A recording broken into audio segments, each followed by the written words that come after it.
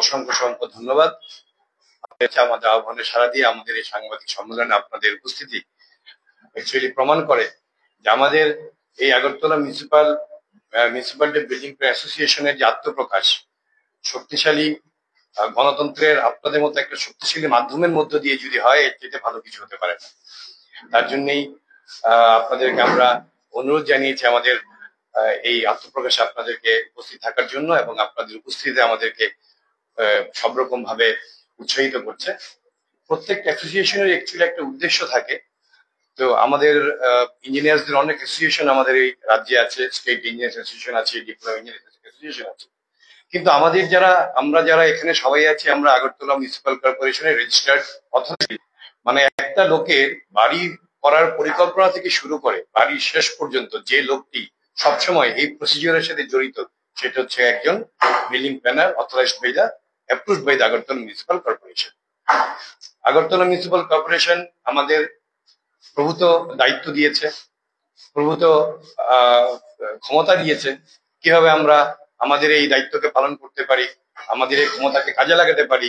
ত্রিপুরা জনসাধারণ, আগরতলা জনসাধারণ যারা পৌর নিগমে আছেন, তারা যারা বাড়ি ঘর তৈরি করছেন, তাদের সাহায্য করার লক্ষ্যে। কিন্তু আমাদের এই অ্যাসোসিয়েশন করার মুখ্য উদ্দেশ্য কি? মুখ্য উদ্দেশ্য হচ্ছে আমাদের দু তিনটে এজেন্ডা নিয়ে আমরা আপনাদের সাথে আলোচনা করব। প্রথম এজেন্ডা হচ্ছে যে আমাদের পরিবর্তিত পরিস্থিতিতে একটা শহরের পরিবেশগত পরিবর্তন হয়, সময়ের সাথে সাথে জমির আয়তন বাড়ে, জমির আয়তন কমে, বিভিন্ন রকম কেন্দ্রীয় প্রকল্প আসে, সেগুলোর উপর ভিত্তি করে প্রত্যেক সময়ই আমাদের বিল্ডিং রুলস গুলো পরিবর্তিত হচ্ছে। আমাদের রিসেন্টলি বিল্ডিং রুলস অ্যামেন্ডমেন্ট হয়েছে, গ্যাজেট নোটিফিকেশন হয়েছে, আপনারা নিশ্চয়ই জানেন।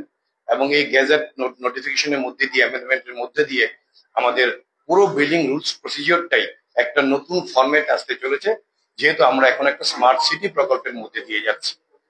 আমাদের এই ত্রিপুরা ছাড়াও ভারতবর্ষের বিভিন্ন শহরে অনেক আগেই আমাদের এই সিস্টেমটা অ্যাডপ্ট করা হয়েছে, কিন্তু আমাদের ত্রিপুরা একটা ছোট রাজ্য বলে কেন্দ্রীয় সরকারের প্রকল্প গাইডলাইন মেনে আমাদের এখন নতুন একটা সিস্টেম চালু হচ্ছে, বিল্ডিং প্ল্যান অ্যাপ্রুভেলের, যেটাকে আমরা অটো ডিসিআর সিস্টেম বলছি। যেহেতু রুল সবসময় পরিবর্তনীয়, সবসময় পরিবর্তন হতে থাকে রুলসের, তার সাথে সাথে আমাদের সিস্টেমেরও পরিবর্তন হয়। তো প্রথম কথা, আপনাদের মধ্য দিয়ে আমি আগরতলা জনসাধারণকে জানাতে চাই, এই পরিবর্তিত পরিস্থিতিতে আমাদের নতুন রুল ইমপ্লিমেন্ট করতে গিয়ে আমাদের সিস্টেমসের যে আপগ্রেডেশন চলছে, তার জন্য হয়তোবা জনসাধারণ কিছুটা কষ্ট পাচ্ছেন, কিছুটা দেরিতে প্ল্যান অ্যাপ্রুভ হচ্ছে, কিন্তু একটু সময় লাগছে, যেহেতু আমাদের সিস্টেমটা এখন নতুন, আমরা সিস্টেমের সাথে অ্যাডপ্ট করে চলেছি নিজেদেরকে। এবং আগরতলা মিউনিসিপাল কর্পোরেশনের গভর্নমেন্ট সেল আমাদেরকে সর্বরকম ভাবে সাহায্য করছে কিভাবে নতুন সিস্টেমকে আমরা ইমপ্লিমেন্ট করতে পারি। দ্বিতীয় যেটা হচ্ছে, দেখুন আমাদের ত্রিপুরা রাজ্য স্মার্ট সিটিতে পরিবর্তিত হতে চলেছে, কিন্তু ত্রিপুরার যারা জনগণ, আগরতলা যারা জনগণ, যারা বাড়িঘর তৈরি করছে, সাধারণ পাবলিক, তারা সবসময় গভর্নমেন্টের সরকারি রুলস গুলোকে ফলো করেন না, হয়তো বা ফলো করার সুযোগ হয় না, বা ফলো করেন না কখনো কখনো। কি হয়, স্মার্ট সিটির যে কতগুলো গভীর, কতগুলো পরিকল্পিত পথ প্রদর্শন আছে একটা বাড়ি তৈরি করার জন্য, সেই বাড়ি তৈরি করতে গিয়ে যে নিয়ম নীতিগুলো আছে, সেই নিয়ম নীতিগুলো আমাদের আম পাবলিক, আমাদের জনসাধারণ সেগুলো সম্বন্ধে ওয়াকিবহাল নয়।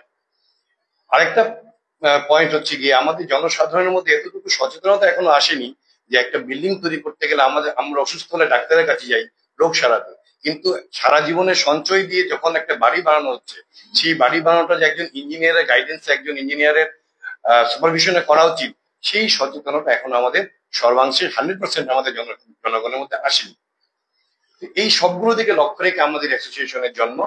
আমাদের অ্যাসোসিয়েশনের প্রধান উদ্দেশ্যই হচ্ছে কি, আমরা আগরতলা মিউনিসিপাল কর্পোরেশন পুর নিগমের তরফ থেকে, as we are integral part of Agartala municipal corporation, তা আগরতলা পৌর নিগমের তরফ থেকে আমাদের সর্বপ্রথম কাজ হচ্ছে গিয়ে আমাদের যে বিল্ডিং রুলস, নতুন যে নিয়ম কানুন আসছে, আমাদের স্যাটব্যাক কি করতে হয়, বিল্ডিং এর করতে গেলে আমাদের কি কি পরিকল্পনা নিতে হয়, কিভাবে আমাদের কাজটা সুষ্ঠুভাবে সম্পন্ন করতে হয়, সেগুলো নিয়ে জনসাধারণকে ওয়াকিবহাল করানো হচ্ছে গিয়ে আমাদের প্রধান কাজ। দ্বিতীয় কাজ যেটা আমাদের অ্যাসোসিয়েশনের হবে, সেটা হচ্ছে গিয়ে, এখন আমাদের আগরতলা শহরে রাজমিস্ত্রি আর রড মিস্ত্রি, তারাই প্রধান ইঞ্জিনিয়ার ম্যাক্সিমাম ক্ষেত্রে বাড়িঘর করার ক্ষেত্রে। এবং সেখানে কি হয়, রাজমিস্ত্রি এবং রড মিস্ত্রি তাদের অভিজ্ঞতায়, আমি বলছি না তারা কিছুই জানে না, তাদের অনেক অভিজ্ঞতা সম্পন্ন রড মিস্ত্রি আমরা পেয়েছি, রাজমিস্ত্রি আমরা পেয়েছি, যাদের থেকে আমরা অনেক সময় নতুন ইঞ্জিনিয়ার হিসেবে শিখতে শুরু করেছিলাম। কিন্তু একটা বাড়ি বানাতে গিয়ে যে ক্যালকুলেশন দরকার, একটা বাড়ি বানাতে গিয়ে যে মাপজোকের দরকার, সেই মাপজোকগুলো সাইন্টিফিক ওয়েতে অ্যাপ্লাই হচ্ছে কিনা সেটা একজন ইঞ্জিনিয়ার ছাড়া আর কারোর পক্ষে বোঝা সম্ভব নয়।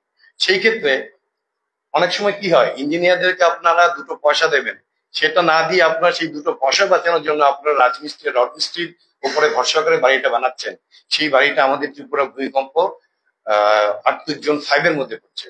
সেখানে একজন রাজমিস্ত্রি বা একজন রড মিস্ত্রির সাথে যদি একজন ইঞ্জিনিয়ারের গাইডেন্স না থাকে, তাহলে আপনার বাড়িটা কিন্তু সবসময় ঝুঁকিপূর্ণ হয়ে দাঁড়াবে। তৃতীয় যে পয়েন্টটা আমাদের আছে, আমরা 70 জনের মতো রেজিস্টার্ড অথরাইজড বিল্ডিং প্ল্যানার আছে আগরতলা পৌর নিগমে, গ্রেড 1, গ্রেড 2, গ্রেড 3। কিন্তু দেখা যাচ্ছে এমন কিছু কিছু এরিয়া আছে যে এরিয়াগুলো অথরাইজড না আগরতলা মিউনিসিপাল কর্পোরেশনের। তারাও অনেক সময় নিজেদেরকে উপস্থাপিত করে বাড়ির নকশা বানানোর জন্য বা লোকেদেরকে সাহায্য করার জন্য এগিয়ে আসে। তো জনসাধারণকে আমরা বলতে চাই, আমাদের মিউনিসিপাল কর্পোরেশন সবসময় জনসাধারণকে বলে থাকে যে আপনাদের বাড়ির পরিকল্পনা থেকে শুরু করে বাড়ির কমপ্লিশন সার্টিফিকেট পর্যন্ত যদি কেউ অথরাইজ থাকে, যদি কেউ অ্যাপ্রুভ থাকে, তাহলে সে হচ্ছে গিয়ে আগরতলা মিউনিসিপাল কর্পোরেশনের অ্যাপ্রুভড ইঞ্জিনিয়ার। আপনারা যখনই বাড়ির নকশা, যখনই বাড়ির প্ল্যান বানাবেন, আপনারা যার কাছে প্ল্যান বানাতে যাচ্ছেন তার কাছ থেকে তার আইডেন্টিফিকেশনটা চেয়ে নেবেন। তাকে জিজ্ঞেস করবেন যে আপনি আগরতলা মিউনিসিপাল কর্পোরেশনের অ্যাপ্রুভড বিল্ডিং প্ল্যানার কি। কারণ অ্যাপ্রুভড বিল্ডিং প্ল্যানারের সিগনেচার ছাড়া, ওদের কাগজপত্র ছাড়া কোনো প্ল্যান আগরতলা মিউনিসিপাল কর্পোরেশন থেকে বের হয় না। অতীতে এরকম বহু কেস হয়েছে, একটা দুটো কেস আমাদের নজরে আছে, যেগুলোর মধ্যে দেখা গেছে জনসাধারণ প্রতারিত হয়েছে। সেই প্রতারণাগুলো থেকে, সেই প্রতারণার ফাঁদে আপনারা পা দেবেন না। আমাদের ওয়েবসাইটে, আমাদের আগরতলা মিউনিসিপাল কর্পোরেশন অফিসে গেলে আপনারা আমাদের লিস্ট পেয়ে যাবেন। আপনারা অবশ্যই আগরতলা মিউনিসিপাল কর্পোরেশনের রেজিস্টার্ড বিল্ডিং প্ল্যানারের যে লিস্ট আছে, সেই লিস্ট থেকে আপনাদের পছন্দ মতো যে কাউকে চুজ করে আপনারা আপনাদের বাড়ির প্ল্যান করতে পারেন।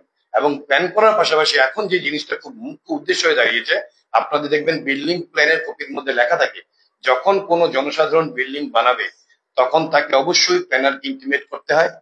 প্ল্যানার তার দায়িত্ব অনুযায়ী তার বাড়িতে যাবে, তাকে পরামর্শ দেবে, এবং যখন একবার প্লিন্থ লেভেল, একবার রুফ লেভেলে প্ল্যানার গিয়ে কিন্তু আপনাদেরকে পরামর্শ দেবে।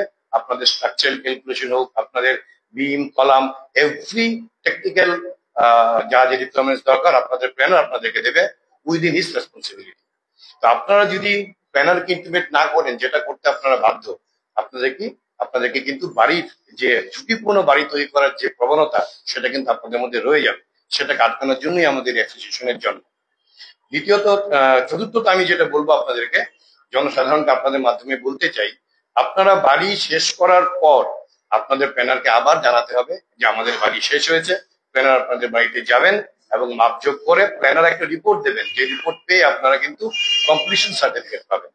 স্মার্ট সিটি হতে যাচ্ছে, কমপ্লিশন সার্টিফিকেট একটা খুব ইম্পর্টেন্ট ডকুমেন্ট, যেটা ছাড়া আপনারা বাড়ির জলের কানেকশন পাবেন না, ইলেকট্রিফিকেশনের কানেকশন পাবেন না।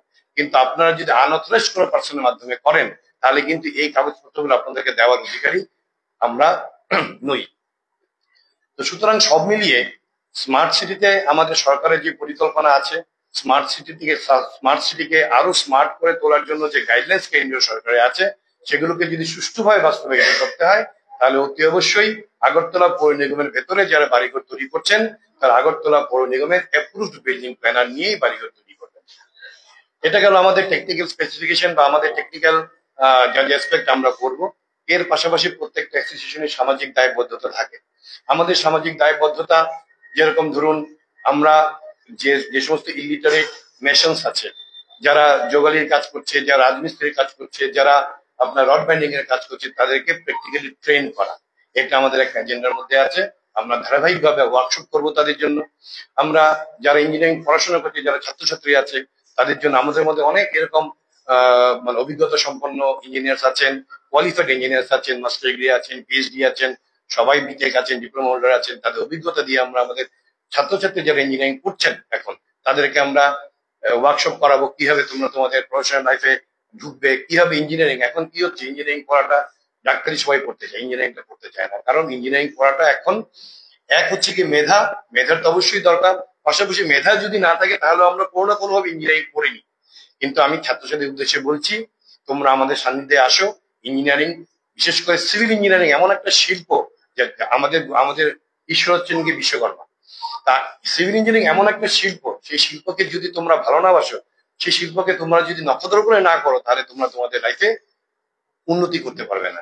তো ছাত্রছাত্রীদের প্রতি আমাদের একটা দায়বদ্ধতা আছে, ওদেরকেও আমরা আমাদের ভবিষ্যতে আমাদের এজেন্ডার মধ্যে আছে আমরা এই সামাজিক কাজটাও করব। পাশাপাশি যেরকম ধরুন আমাদের ইনস্টিটিউট অফ ইঞ্জিনিয়ার্স আছে, বিভিন্ন ডিপার্টমেন্টের সাথে কোলাবোরেশন করে সেমিনার করে, সেরকম ভাবে আমরাও আমাদের বিভিন্ন ডিপার্টমেন্টের সাথে করে সেমিনার করব।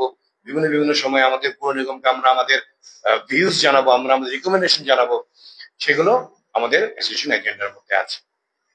আজকের এই শুভক্ষণে আপনাদের মাধ্যমে আমরা আমাদের অ্যাসোসিয়েশনের প্রথম আত্মপ্রকাশ করতে চলেছি। আমরা এতদিন সবাই কাজ করতাম, ইন্ডিভিজুয়ালি কাজ করতাম, বাট কয়েকবারের চেষ্টায় আমরা সফল হয়েছি আমাদের অ্যাসোসিয়েশন করতে। আমাদের সিনিয়র দাদারা বা আমাদের পুরো মেম্বাররা আছেন, এখনো পর্যন্ত আমাদের পুরো অ্যাসোসিয়েশনে 70 জন মেম্বার এনলিস্টেড রয়েছেন আগরতলা মিউনিসিপাল কর্পোরেশনের। আমি আশা করব, আমি আহ্বান করব আগরতলার বাইরেও যে সমস্ত কাউন্সিল গুলো আছে তারাও যেন একই ছাতার তলায় আসেন, যাতে সমগ্র ত্রিপুরাতে আমরা একটা ইউনিফর্মিটি রাখতে পারি সিভিল ইঞ্জিনিয়ারিং এর দিকে। আমাদের অ্যাসোসিয়েশনের প্রেসিডেন্ট আমরা নির্বাচিত করেছি সাহেব দেবনাথ মহোদয়কে, উনি আপনাদের সামনে আছেন। আমাদের জেনারেল সেক্রেটারি আছেন অরিন্দম দে মহাশয়, এবং আমরা যারা এখানে আছি আমরা সবাই এক্সিকিউটিভ কমিটির মেম্বার। তারপর আমরা আমাদের প্রতি বছরই মেম্বারশিপ আমরা রিনিউ করাচ্ছি বা মেম্বারশিপ নতুন গ্রহণ করছি। যারা আমাদের ছাতার তলা এখনো আসেননি তাদেরকে আমরা অনুরোধ করব, আপনার অতি সত্বর এই অ্যাসোসিয়েশনের নিচে আসুন, আমরা একসাথে মিলে কাজ করি। ধন্যবাদ আপনাদের সবাই। যদি আপনাদের কোনো প্রশ্ন থাকে। আমার পরিচয় হচ্ছে গিয়ে আমি একজন approve building planner Swapnadip Chakraborty. আপনাদের বিল্ডিং প্ল্যানারদের মধ্যে এখন আপনারা শব্দ হয়েছে, তো অনেক সময় একটা কমপ্লেন আসে কারো কারো ক্ষেত্রে যে প্ল্যানাররা হ্যারাস করছে। আমি কমপ্লেনের কথা বলছি, হ্যারাস করছে আপনার যারা বাড়ি তৈরি করছে তাদের। এ সম্পর্কে আপনাদের কাছে কোনো অভিযোগ আছে? যদি আসে তাহলে আপনারা কিভাবে এটার মোকাবেলা করবেন? আচ্ছা দেখুন, আমি একটু আগে আমার বক্তব্যের মধ্যে দিয়ে বলেছি, একটা লোকের বাড়ির পরিকল্পনা থেকে শুরু করে বাড়ির শেষ পর্যন্ত কমপ্লিশন সার্টিফিকেট নেওয়া পর্যন্ত যদি কেউ জড়িত থাকে from the part of Agartala municipal corporation, তাহলে সেটা হচ্ছে কি বিল্ডিং প্ল্যানার। এবার আমাদের আগরতলা শহরের যেটা প্রবণতা বেশিরভাগ ক্ষেত্রে, যে আগে যেটা ছিল যে বিল্ডিং প্ল্যান একটা নিই, বাড়িতে আমি আমার মতোই করবো, আমারই জায়গা, এই যে প্রবণতাটা, সেই প্রবণতা জনসাধারণকে অনেক সময় উদ্বুদ্ধ করে যতটুকু পারমিশন উনি পেয়েছেন তার থেকে বেশি করার জন্য। একটা অজুহাত কি হয় যে ওই লোকটা বানিয়েছে, আমি করতে পারবো না কেন। এখানে একটা স্পেসিফিক কথা আছে, যা ঘটে গেছে ঘটে গেছে, কিন্তু কেউ একজন চুরি করছে বলে যে আমিও চুরি করব, সেটার কোনো নিশ্চয়তা বা সেটার কোনো মানে সততা প্রকাশ পেতে পারে না। আমাদের যেটা দায়িত্ব মিউনিসিপাল কর্পোরেশন থেকে আমরা পেয়েছি, আমরা যে সমস্ত বিল্ডিং প্ল্যান করছি সেই সমস্ত বিল্ডিং গুলোতে আমাদের অবশ্যই যেতে হবে, এবং এগুলো বিল্ডিং প্ল্যানের মধ্যে রিটেন, এটা একটা ভ্যালিড ডকুমেন্ট যেটা বিল্ডিং প্ল্যান, সেটার মধ্যে লেখা আছে যে যারা বিল্ডিং প্ল্যান নিচ্ছেন, যারা বাড়ি করছেন, তারা অতি অবশ্যই বিল্ডিং প্ল্যানের ইন্টিমেট করবেন। এবার যদি কোনো ক্ষেত্রে আপনি যেটা প্রশ্ন করলেন, যদি কোনো ক্ষেত্রে কোনো পাবলিক বিল্ডিং প্ল্যানারকে ইন্টিমেট করলেন না এবং তিনি তার নিজের মর্জি মতো বাড়ি বানাচ্ছেন, সেখানে বিল্ডিং প্ল্যানার ইন্টারফেয়ার করাটা বাধ্যতামূলক। এবং বিল্ডিং প্ল্যানার তখন ওনাকে বোঝাবেন যে আপনি যে জিনিসটা করছেন সেটা আমাদের রুলস এর বাইরে করছে, এবং সেই রুলস এর বাইরে করলে আপনারই ক্ষতি হবে, আপনাকে ফাইন দিতে হবে, বিল্ডিং ভাঙা পড়তে পারে।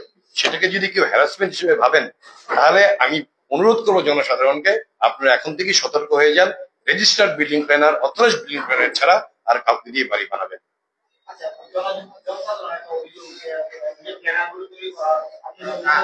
সেখানে বাড়ি করতে গিয়ে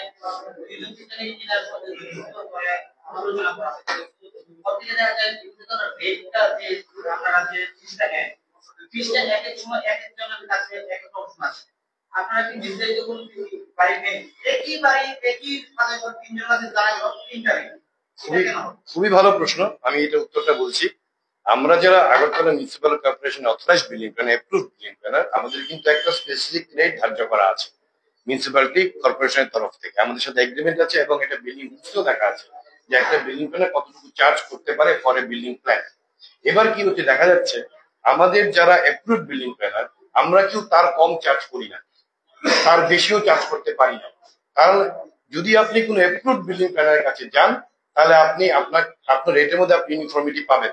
কিন্তু আপনি যদি অ্যাপ্রুভ বিল্ডিং প্ল্যানার ছাড়া অন্য কারো কাছে যান, যারা নিজেদেরকে অ্যাপ্রুভ বিল্ডিং প্ল্যানারের সহযোগী বলে দাবি করছে, তাদের কাছে গেলে সেখানে রেটের কি হয় সেটা সেই প্রতারণার ফাঁদে যাতে জনসাধারণ না পড়ে, সেই প্রতারণার ফাঁদে যাতে জনসাধারণ না পড়ে, সেটাই তার জন্যই আমাদের অ্যাসোসিয়েশনের জন্য।